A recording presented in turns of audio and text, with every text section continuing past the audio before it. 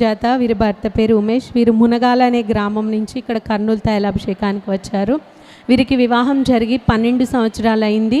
అయినా వాళ్ళకి పిల్లలు లేరు. తనకి గర్భం చిన్నగా ఉండడం, అలానే తన భర్తకు కూడా కణాలు తక్కువ ఉన్నాయని డాక్టర్స్ చెప్పారు. ఎన్నో హాస్పిటల్స్ తిరిగారు. దగ్గర 5 లక్షల వరకు డబ్బులు ఖర్చు పెట్టారు.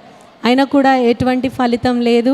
ఇంకా డబ్బులు ఖర్చు పెట్టలేక వారు వదిలేసుకున్నారు ఆశలు. పిల్లల గురించి ఆశలు వదిలేసుకున్నప్పుడు అప్పుడు వారి ఊరి వారు ఇక్కడ తైలాభిషేకానికి వస్తున్న దాన్ని బట్టి ఇక్కడ ఇలా ప్రార్థనా శక్తి తైలాభిషేకం జరుగుతుంది, దైవజనుల దగ్గరికి వెళ్ళండి, ప్రార్థన చేయించుకుంటే పిల్లలు పుడుతున్నారని వారికి చెప్తే వారు ఎంతో ఆశతో ఇక్కడికి రావడం జరిగింది. ఇక్కడికి వచ్చి దైవజనులతో ప్రార్థన చేయించుకున్నారు.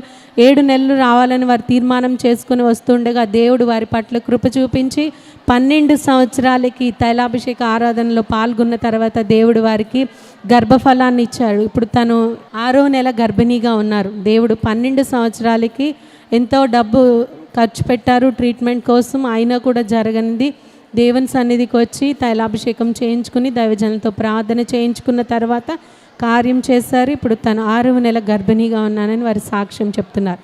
ఈ సాక్ష్యం దేవుడు దీవించును గాక.